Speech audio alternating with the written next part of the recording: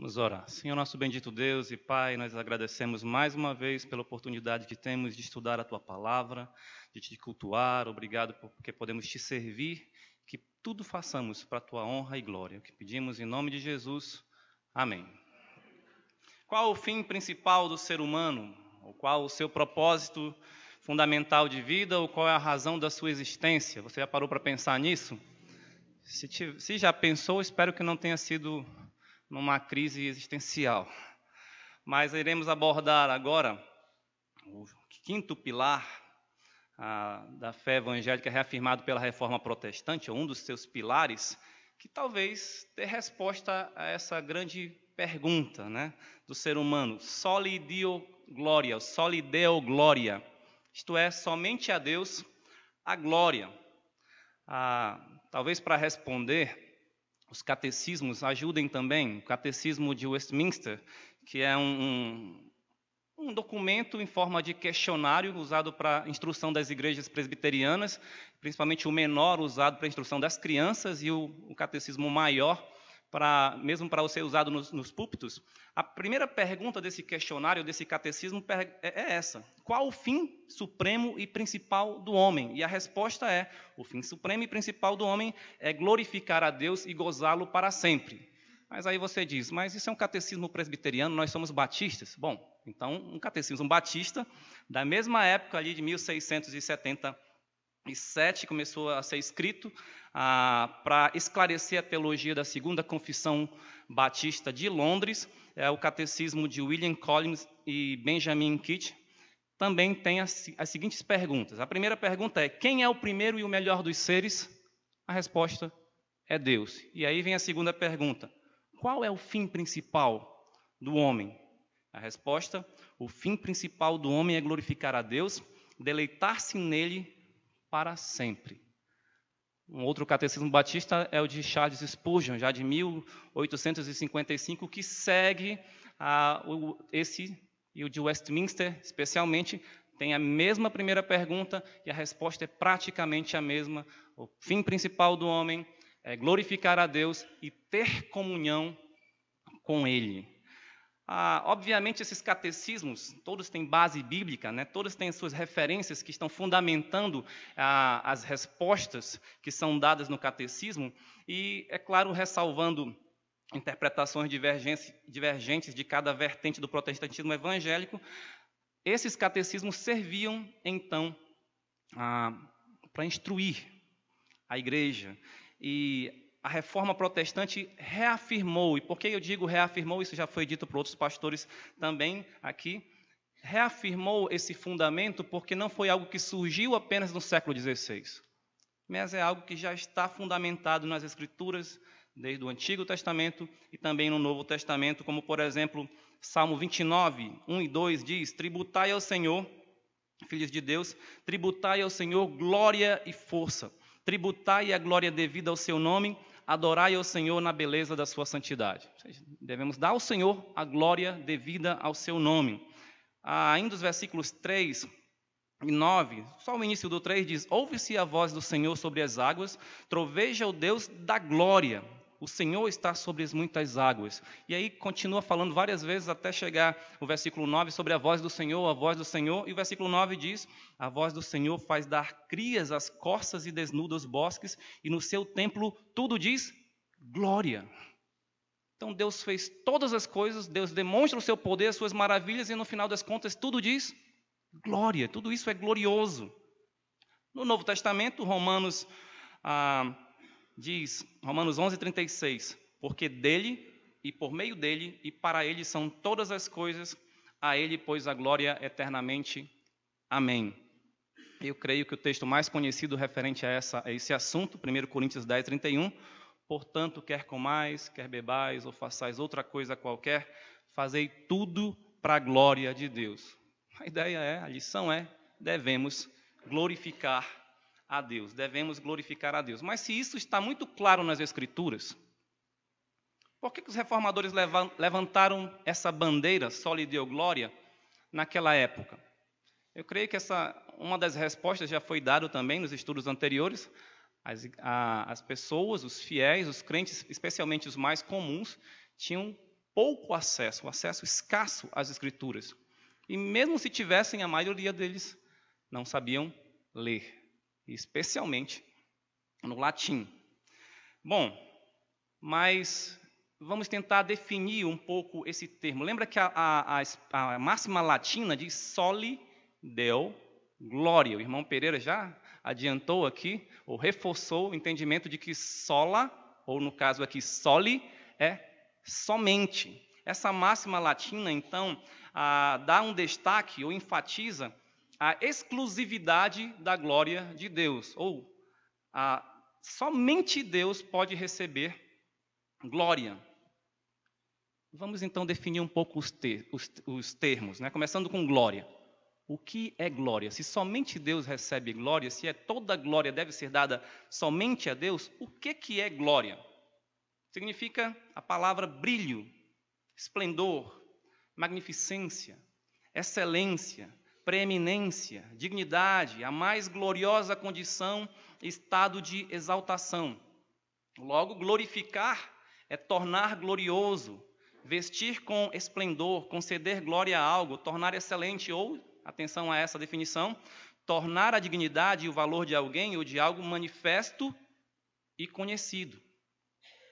Isto é glória, é tudo o que é mais excelente. E a glória é a quem? A Deus. Quem é Deus?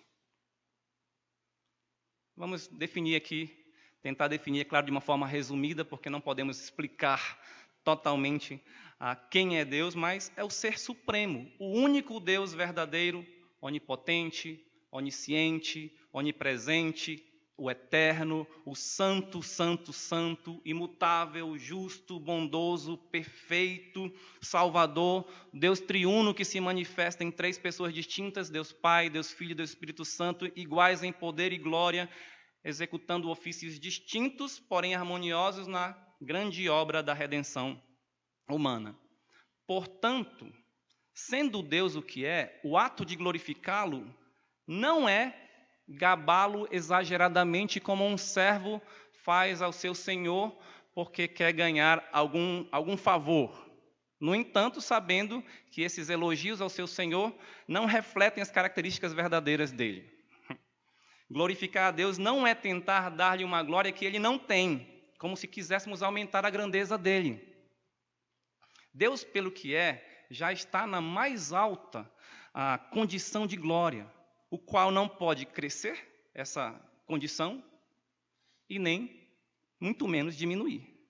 Falando sobre a glória de Deus, John Piper, que é um dos pregadores que mais fala sobre a glória de Deus, ele a define da seguinte forma: a glória de Deus é o esplendor externo da beleza intrínseca e grandeza da sua multiforme perfeição. Deus é perfeito e a sua glória, então, mostra tudo isso. E essa multiforme perfeição, porque na própria palavra de Deus fala sobre a glória da sua graça, a glória do seu poder. Então, quando pensarmos em dar glórias a Deus, devemos ter sempre em mente que é o ato de reconhecer a glória plena do Senhor e torná-la conhecida através do nosso louvor e de toda a nossa vida. Ou seja, eu não posso atribuir a Deus algo que Ele não tem. Eu só posso reconhecer isso e expressar através do meu louvor, através do meu viver. Podemos chamar, então, este ato de adoração, porque é isso que a glória de Deus requer. Quando nos deparamos, quando conhecemos a glória de Deus, a única resposta adequada que podemos dar é adorá-lo, reverenciá-lo, admirá-lo, louvá-lo. Então, vimos o que é glória, quem é Deus, e por que somente? Porque somente a Deus a glória. Considerando então que glorificação é uma adoração, é como adoração, certamente glorificar como Deus qualquer outra coisa ou alguém é idolatria. Nas Escrituras está claro que Deus condena o culto às imagens de esculturas. Êxodo 20, por exemplo, 4 e 6, lá os primeiros mandamentos, diz: não farás para ti imagem de escultura, nem semelhança alguma do que há em cima nos céus, nem embaixo na terra, nem nas águas debaixo da terra. Não as adorarás, nem lhes darás culto, Porque eu, Senhor teu Deus, Deus zeloso, que visito a iniquidade dos pais nos filhos até a 3ª e 4ª geração daqueles que me aborrecem, e faço misericórdia até 1000 gerações daqueles que me amam e guardam os meus mandamentos. Ainda sobre isso, em Isaías 42:8, o Senhor diz: Eu sou o Senhor, este é o meu nome, a minha glória, pois, não a darei a outrem, nem a minha honra às imagens de escultura. Aqui, no caso, imagem de escultura não é simplesmente um objeto no formato de um animal ou de alguma coisa que é usado na sua casa para decorar. Aqui era um objeto de culto, de adoração. Era um Deus, por isso chamado ídolos. Claro que o Salmo 96 também vai falar sobre isso.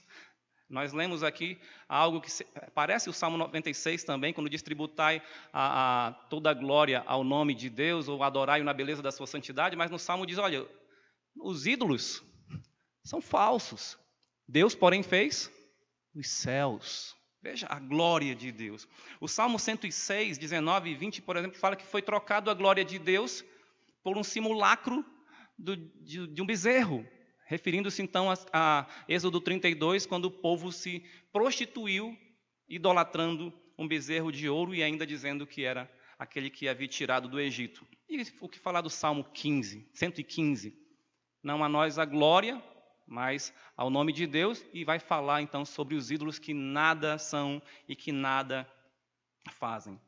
Na época de Lutero, a Igreja Católica Romana já promovia o culto, ou como dizem, a veneração aos santos católicos, a Maria, as suas imagens, esculturas representando esses santos, ou a Maria, e suas relíquias, que o pastor Valnei até deu alguns exemplos, como ossos, dentes, cabelos, pedaços de objetos ou roupas pertencentes a algum personagem bíblico ou que tiveram alguma relação com algum evento bíblico. Essas eram as relíquias. As pessoas iam até onde tinha as tumbas, ou igrejas colecionavam ossos, e pessoas também que tinham condições colecionavam, como o próprio eleitor da Saxônia, Frederico o Sábio. Tinha suas relíquias. De fato, muito antes, desde o século IV, o imperador Constantino havia promovido a cristianização dos cultos, das práticas, dos dias religiosos e até dos deuses pagãos, com o objetivo de tornar mais acessível o cristianismo aos pagãos. Porém, o que aconteceu? Ele secularizou a cristandade, paganizou a cristandade. Mas alguém poderia dizer, mas no Antigo Testamento Deus não havia ordenado que se confeccionassem algumas imagens e utensílios sagrados? Sim, mas nós podemos responder dando o exemplo da serpente de bronze. O que aconteceu? No final, Ezequias, o rei Ezequias, já muito tempo mais tarde, precisou destruir, porque a estavam adorando, queimando incenso a ela, deram o nome de Neustã. Tornaram aquela figura, aquele objeto, num deus. E Gideão, lembra que Gideão também fez uma estola sacerdotal, levou até a sua cidade de Ofra, e disse que aquilo foi a ruína dele e da cidade, porque todos se prostituíram diante de uma estola sacerdotal.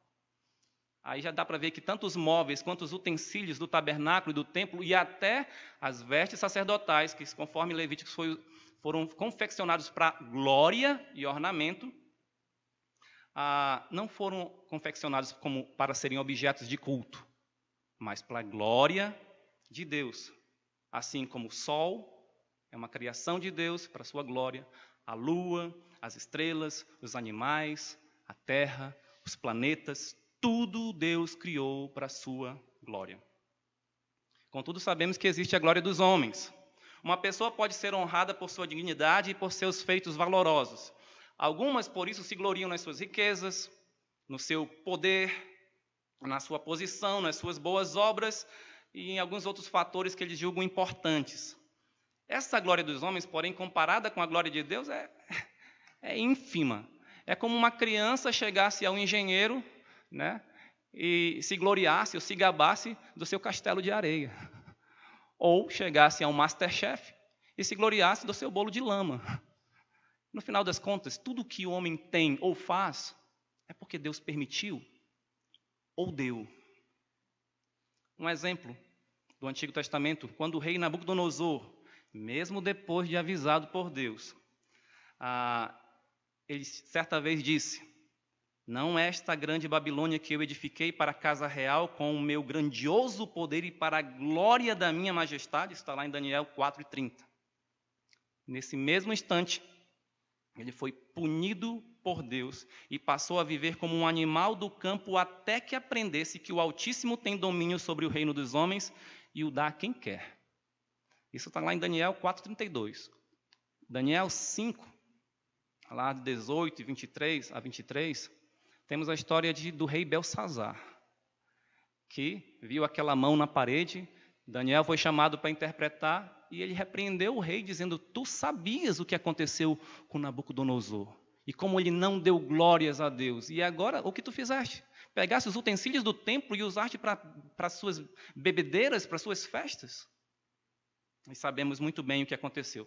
Muitos reis na história do mundo se engrandeceram e se autodeclaravam deuses, exigindo adoração para si. Nós, porém, devemos reconhecer que Deus é o soberano e que toda a glória é dele. Um dos problemas de confiar na glória dos homens é a consequente rejeição da glória de Deus. Como, por exemplo, os líderes religiosos da época de Jesus, conforme o relato de João no seu evangelho, que diz que apesar de eles terem crido nele, crido em Jesus, não o confessaram para não serem expulsos da sinagoga, porque amaram mais a glória dos homens do que a glória de Deus. Está lá em João 12, 42 e 43. Veja só que a salvação, então, não é algo meramente intelectual. Eu entendi, eu estou vendo que ele fez isso e eu até acredito que ele é o Messias. Porém, não confessou como o seu Salvador, porque amou mais a glória dos homens do que a glória de Deus. Ou seja, quando você busca a glória dos homens, consequentemente, rejeita a glória de Deus. Nós sabemos que todos pecaram e carecem da glória de Deus. Voltando ao contexto da reforma, embora a igreja de Roma pregasse que somente Deus deveria ser adorado e só Jesus Cristo é Salvador, na prática, ela motivava o culto aos santos, a Maria, ao clero, especialmente ao Papa, lhes atribuindo qualidades e funções exclusivamente divinas e messiânicas, como, por exemplo, ser o mediador entre Deus e os homens. Ou seja, o clero era o próprio Papa, ou Maria era uma mediadora no pensamento católico. O que mais? Receber orações. Os santos recebiam orações. Era feito votos, promessas. Olha, eu faço isso para receber uma bênção em troca do santo tal, ou de Maria, ou coisa desse tipo. Perdoar pecados, ser infalível, né? A infalibilidade papal, praticamente sem pecado, ele não comete erros, mas a gente vê na própria história tantos padres ou tantos papas contradizendo os outros. Então, alguém errou, alguém falhou, alguém pecou. Também ser até um corredentor.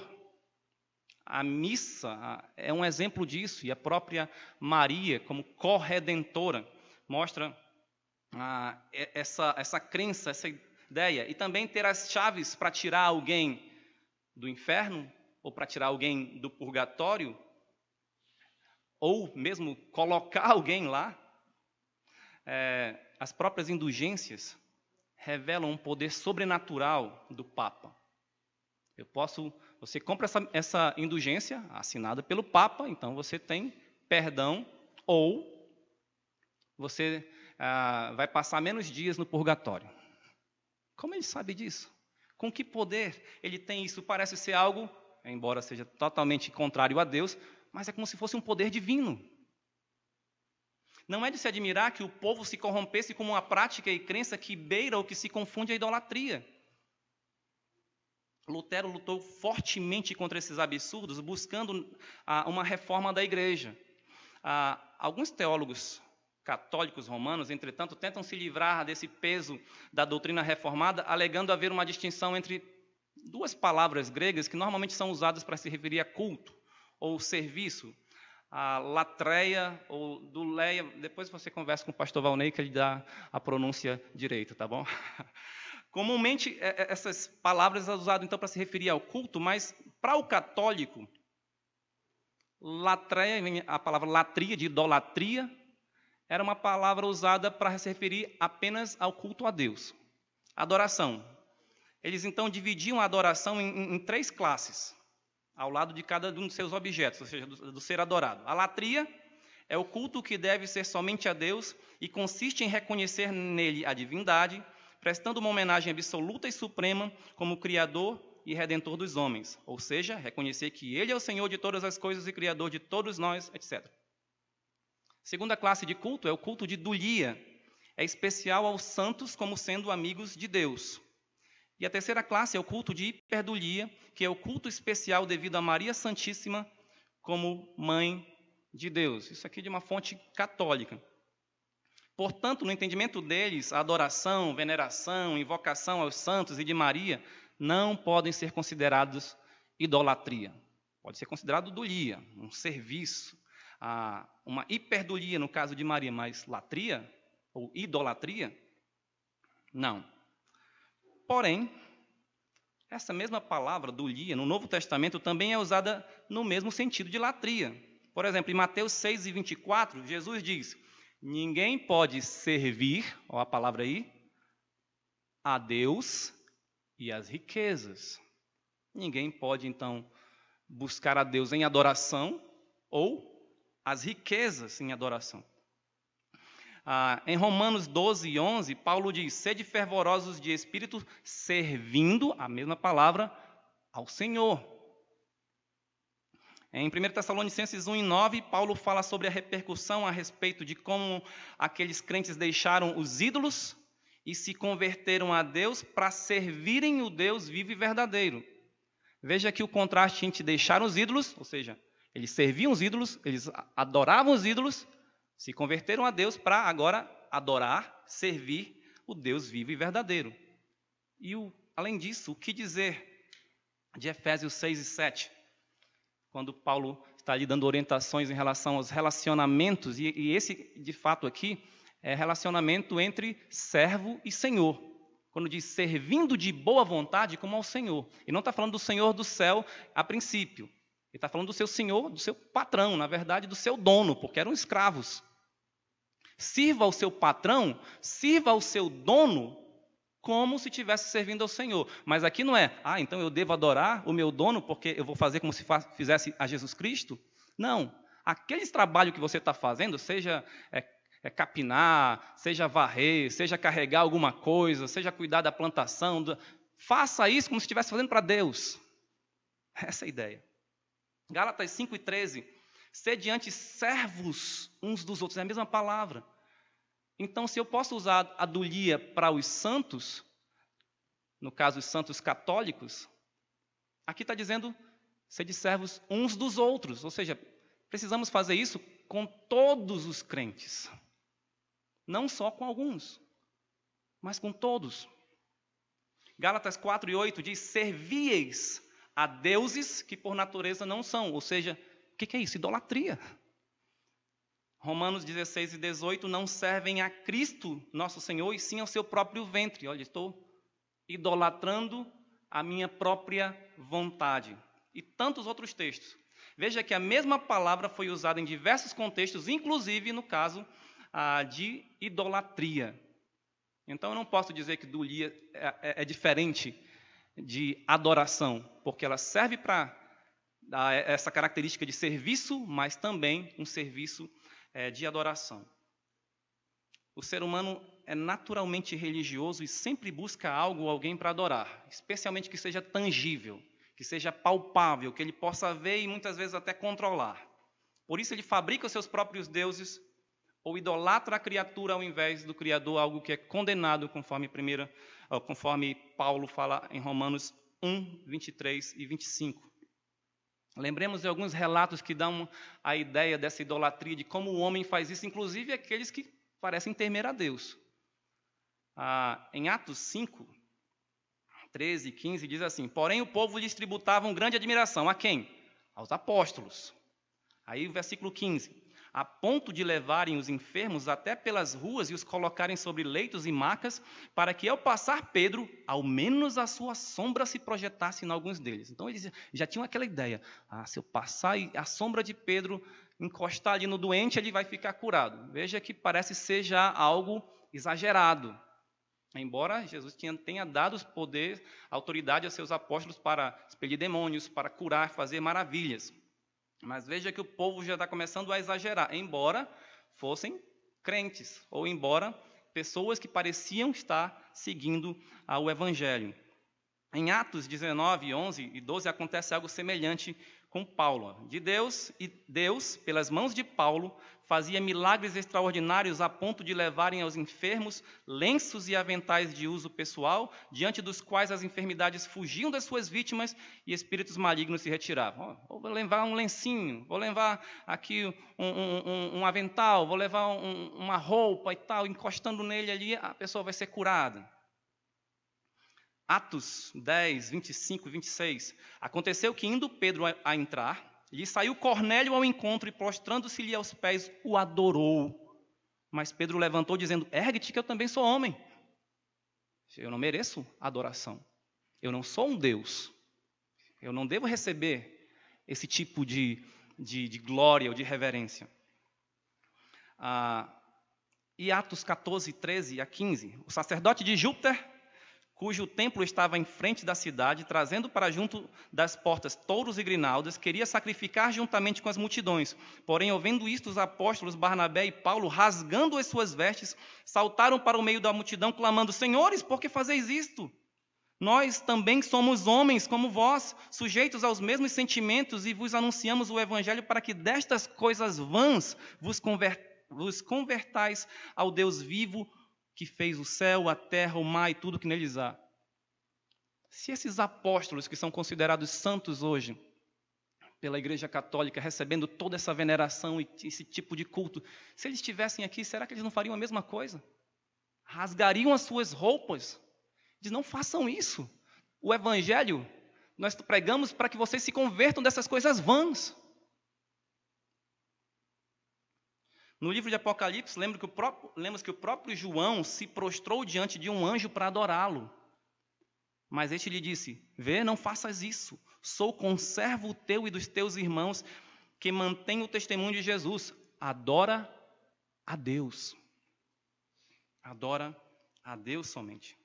Em todos esses casos, por mais grandioso que fosse o poder, ou maravilhosos os sinais manifestados por servos de Deus, tudo deveria apontar para Deus e a Ele ser dado glórias, não aos servos humanos, nem aos anjos. Lembra? Deus não dá a sua glória a outrem. Isaías 42, 8.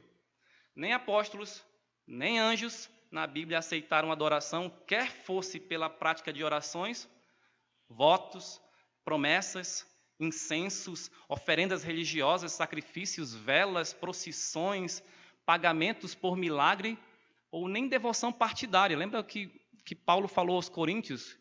Quem é Paulo e quem é Apolo? Não são ambos servos de Deus? Eles nada são, mas sim aquele que dá o crescimento. Também havia muitos casos.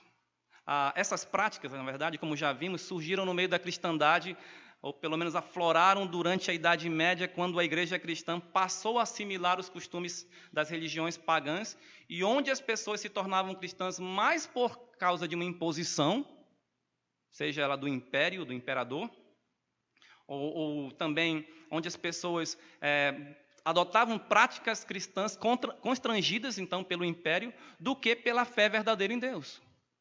Veja, a salvação não era mais pela fé somente, mediante a graça de Deus. Fé em Cristo. Mas era comprada. Ela era alcançada, era conquistada pelo meu esforço, pelas minhas obras. Então a fé não era mais no sacrifício de Jesus Cristo. A fé era no seu esforço. E olhe lá. porque você não podia nem garantir muita coisa.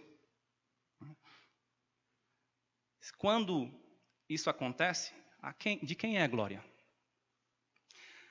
Também havia muitos casos de pessoas que se tornavam cristãs apenas por medo da condenação eterna, ou porque buscavam algum favor divino. Isso não é o caso, por exemplo, de Lutero. Ele tinha medo de Deus, ele odiava Deus, porque ele tinha que estar o tempo todo fazendo aquelas penitências para tentar conquistar a sua salvação, não ser enviado para o inferno. Consegue perceber, então, o contexto? O imperador, desde a época, então, Constantino, né, era um cristão. Logo, você cristão também. Precisou fé? Não. O que eu preciso fazer? Adote as práticas que a igreja está mandando fazer. Já que eles não tinham as escrituras, ou não tinham acesso, ou eram desmotivados a buscar esse acesso, faça o melhor. Tente ganhar a sua salvação, mas obedeça à igreja. O Soli Deo Gloria foi levantado pelos reformadores porque a igreja romana substituiu no processo soterológico a fé, as escrituras, Cristo e a graça pelas obras, inevitavelmente cometendo o erro de glorificar-se a si mesmo. Mas será que tudo isso foi apenas uma realidade da era medieval até os reformadores? Será que essas coisas são praticadas somente dentro dos círculos católicos romanos? Infelizmente, no meio evangélico atual, podemos ver tudo isso. Há muitos líderes evangélicos que atribuem a si poderes divinos, embora não admitindo isso, pregando que podem solucionar os problemas, curar enfermidades, expelir demônios com toda a autoridade, determinar sobre Deus. Então Deus passa a ser um mero escravo. Ele tem poder, só que ele obedece a mim. Então eu que mando. Deixando então Cristo em segundo plano. Por que eu preciso de Cristo? Se eu tenho esses líderes tão poderosos que estão aqui na minha presença e podem me dizer o que eu devo fazer.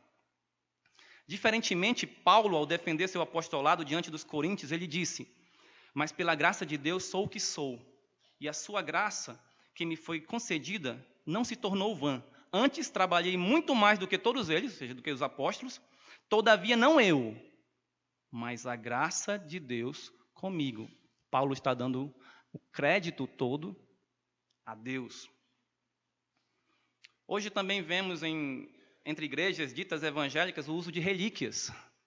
As relíquias modernas, tais como, venha pegar aqui uma porção da água do Rio Jordão, para que você possa ser abençoado. Venha passar aqui no Vale do Sal, sal grosso, o óleo consagrado, a toalhinha santa, a rosa abençoada e tudo mais. Tudo mais. São relíquias.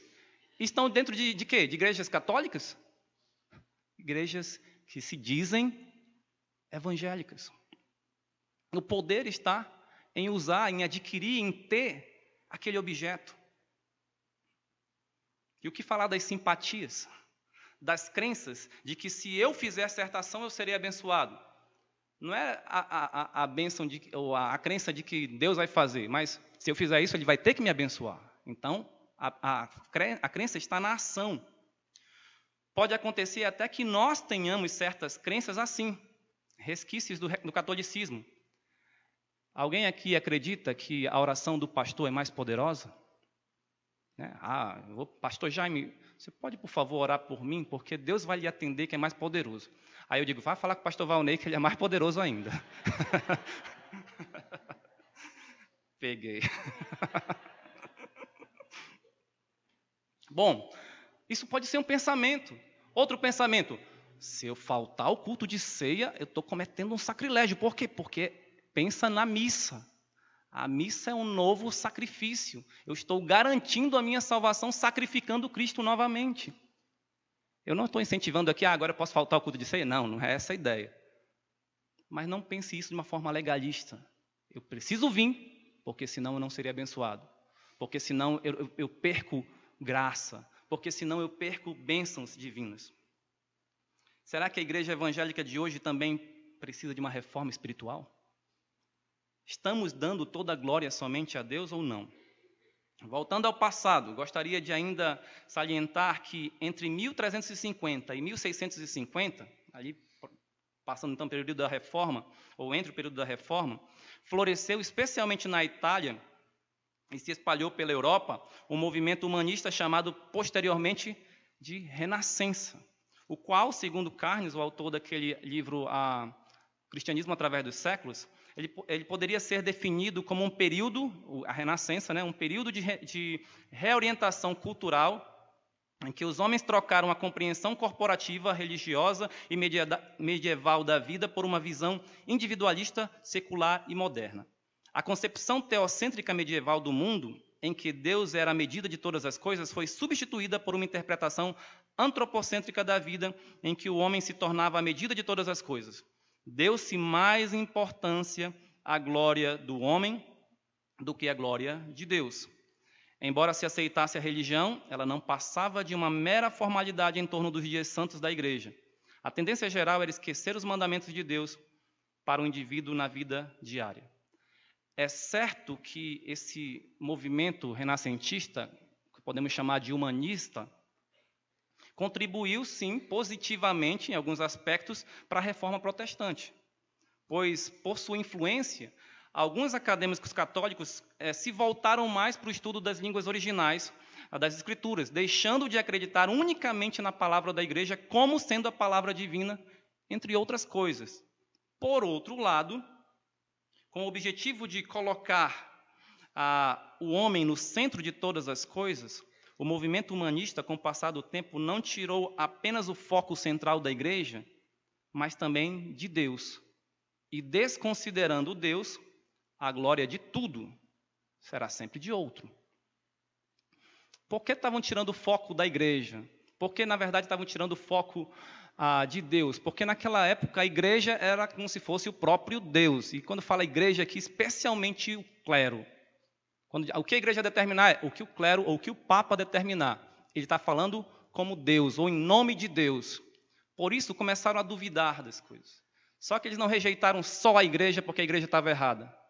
Passaram depois, e nós temos resultado disso até hoje, a desconsiderar Deus de tudo. Deus não é mais necessário para a salvação. Deus também não é mais o Criador. Deus não está mais na nossa consciência. Deus está morto. Deus é um delírio. Bom, mas Deus não dá a outro a sua glória. Como isso se aplica a nós? Como isso se aplica à igreja? Eu gostaria de meditar um pouco em Efésios. Rapidamente, eu não lerei todos os versículos, mas Efésios capítulo 1, versos 3 a 14, eu creio que deixa muito claro essa questão do propósito para a igreja, o propósito de Deus para a igreja. Paulo começa, então, versículo 3, louvando a Deus, bendizendo a Deus por conceder toda a sorte de bênção espiritual de Cristo à igreja.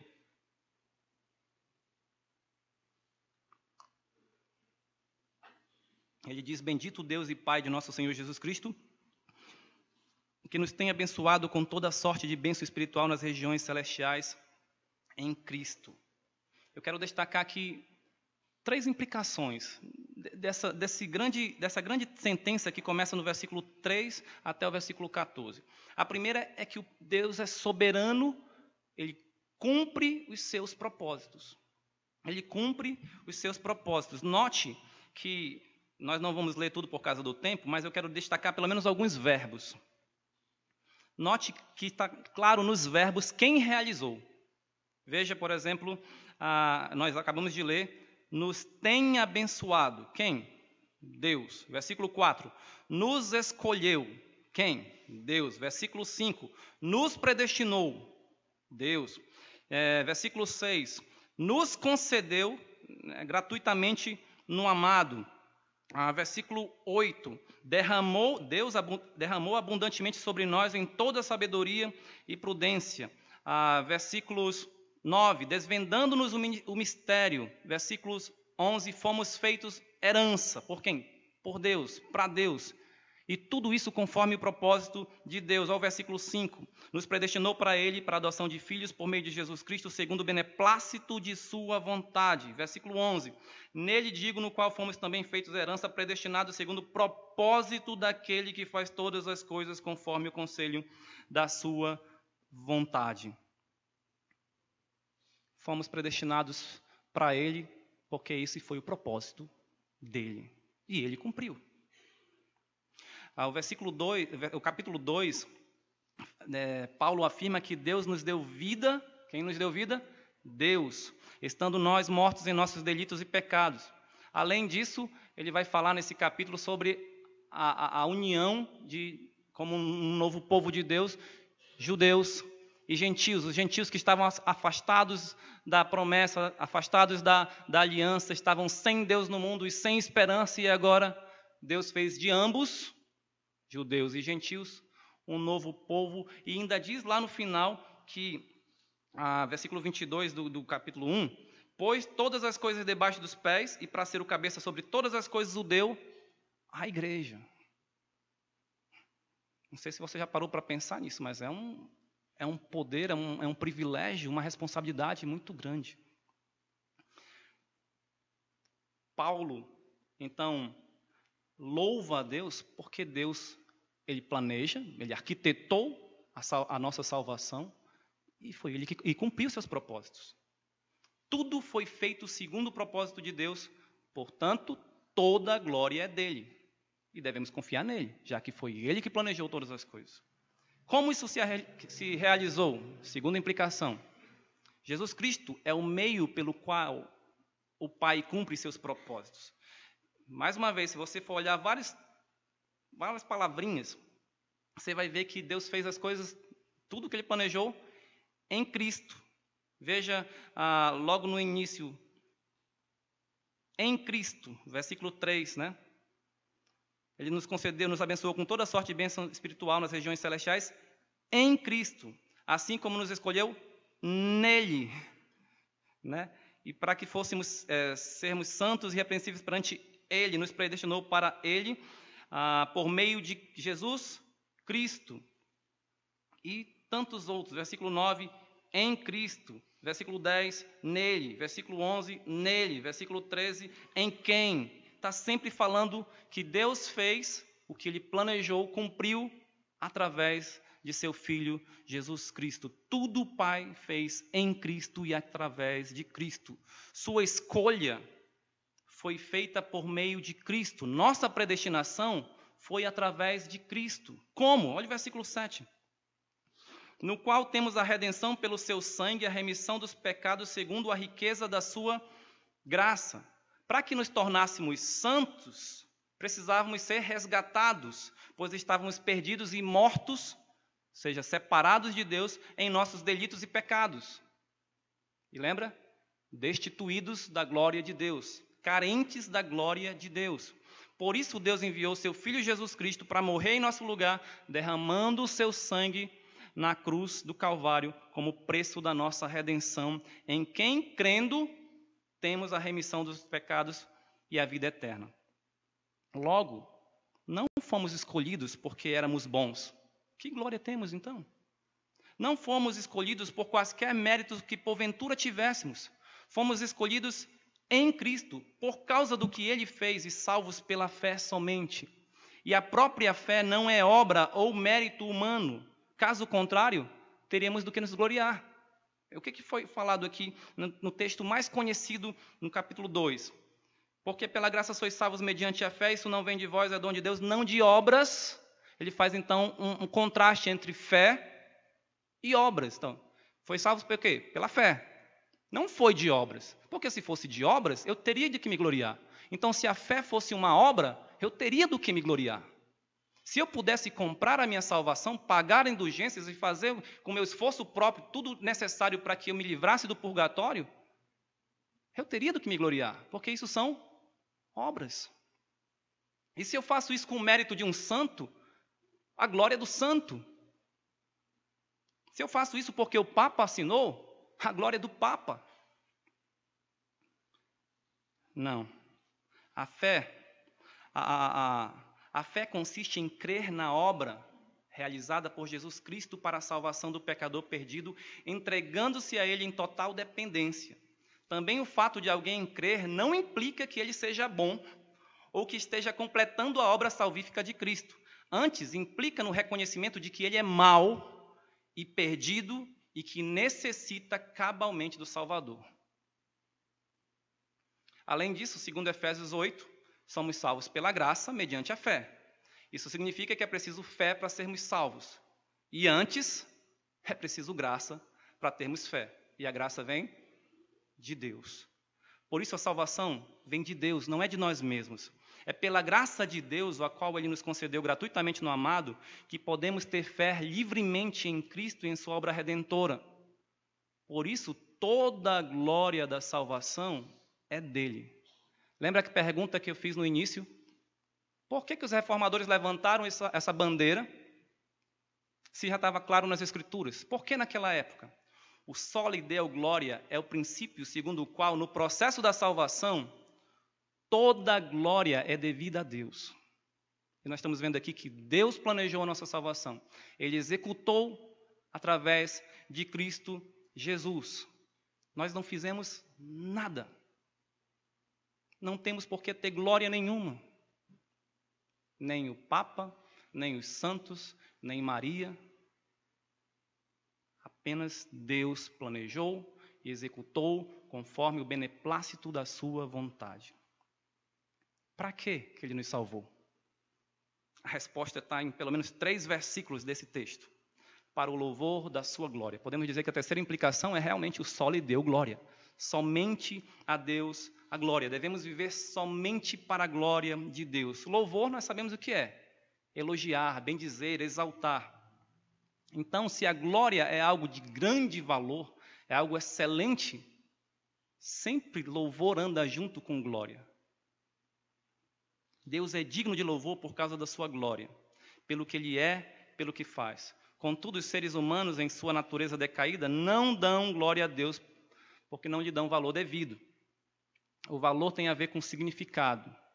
Se algo não significa nada para mim, como é que eu vou aprovar? Como é que eu vou elogiar?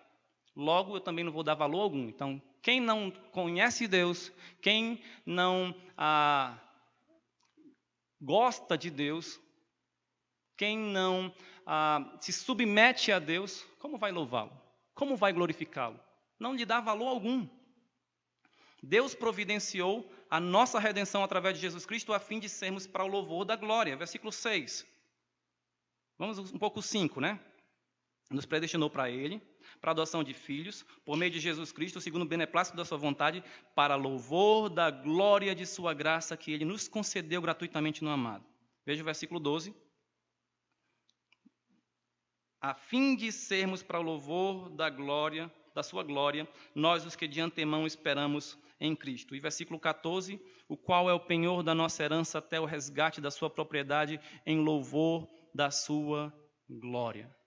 Não dávamos valor a Deus, o rejeitávamos, mas Deus providenciou o meio da nossa salvação, para que agora, reconhecendo quem Ele é, o que Jesus Cristo fez por nós, salvos agora, com o perdão dos nossos pecados, enxergássemos o valor de Deus. É claro que dentro das nossas limitações e das nossas imperfeições, para então sermos para o louvor da glória dEle. Veja que esse verbo é ser, não é simplesmente viver em um determinado momento ou período, mas nós tivemos uma nova natureza. Então, ser para a glória de Deus faz parte inerente da nossa nova natureza. Viver para a glória de Deus, então, é viver uma vida de adoração integral. Jesus disse aos seus discípulos no Sermão do Monte: vós sois luz do mundo. Ele também disse que éramos o sal da terra. Mas o que ele diz no versículo 16, do capítulo 15? Assim brilhe também a vossa luz diante dos homens, para que vejam as vossas boas obras e glorifiquem a vosso Pai que está nos céus. Apesar de nós fazermos as boas obras, fazemos por causa da graça de Deus. Então, quem é glorificado? Deus. As pessoas vão ver nossas boas obras e vão glorificar Deus. A nossa vida deve sempre apontar para Deus. Nós somos a luz do mundo quando refletimos a luz de Cristo. Considerando devidamente quem Deus é, o que Ele fez por nós através de seu Filho, não tem como medir, não tem como pagar, não tem de forma alguma como a recompensar tamanha grandeza, graça, misericórdia, amor e poder infinito demonstrado em sua obra redentora para com pecadores imerecedores, indignos. Então, como poder conceber a ideia de adorar a Deus apenas de vez em quando, ou relaxadamente, sem interesse, uma vez que Ele nos salvou para o louvor da sua glória? Deus é glorioso e eterno, e Ele nos deu uma vida eterna para que o louvemos eternamente por sua eterna glória. Isso não significa que devemos louvá-lo apenas quando estivermos no céu. Vamos louvá-lo na glória. Não. Ou quando estivermos no culto formal aqui na igreja. Mas em todo o tempo que nós temos. E por toda a eternidade. Não há um só momento em que não devamos estar glorificando ao Senhor, porque Ele é eternamente digno e porque Ele nos deu a salvação eterna. Logo, o principal propósito da igreja, isto é, dos salvos, é adorar a Deus, dando-lhe toda a glória. A glória da salvação não é nossa. A glória até da santificação, de viver para uma vida piedosa, também é de Deus, embora devemos nos esforçar. Mas para a salvação não há esforço humano. Só lhe deu glória. Eu não poderia encerrar este sermão sem relatar o exemplo de Johann Sebastian Bach, o exímio músico luterano que em toda a sua obra musical assinava no final da partitura a sigla SDG. Só lhe deu glória. Ele não assinava isso apenas nas suas obras sacras, mas também nas seculares. Isso mostrava que toda a sua vida refletia sua fé, seguindo o princípio de que tudo o que ele fazia era somente para a glória de Deus. Assim também devemos viver. Se você é um advogado, advogue para a glória de Deus. Se você é um comerciante, faça o seu serviço para a glória de Deus. Se você é um empresário, um médico, um professor, trabalhe para a glória de Deus. Será que você pode dizer que tudo que você faz redunda em glória somente ao Senhor? O fim principal do ser humano é glorificar a Deus. Deus Pai cumpre os seus propósitos por meio de Cristo Jesus, pelo qual fomos salvos para o louvor da sua glória. Portanto, que o nosso viver seja sempre só lhe deu glória. Vamos orar. Obrigado, Senhor, pela tão grande salvação que temos em Cristo Jesus, a qual não poderíamos conquistar com o nosso próprio esforço, com os nossos próprios méritos, os quais não temos.